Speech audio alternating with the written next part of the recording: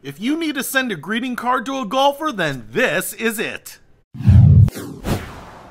What's happening, Panda Nation? Peter Von Panda here. I like to golf. Do you like to golf? My favorite thing about golfing as a kid was just being able to ride in the golf cart.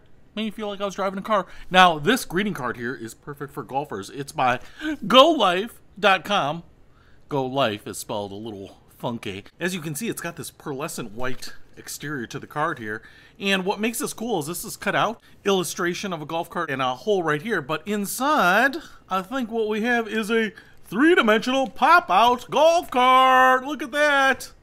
That is pretty cool. So, what we have here is a background. It's a golf hole, but on that golf hole, you have a golf cart, headlights and all. So you can see right there, got a couple seats, traditional golf cart, clubs in the back, off-road wheels, even a little top on there.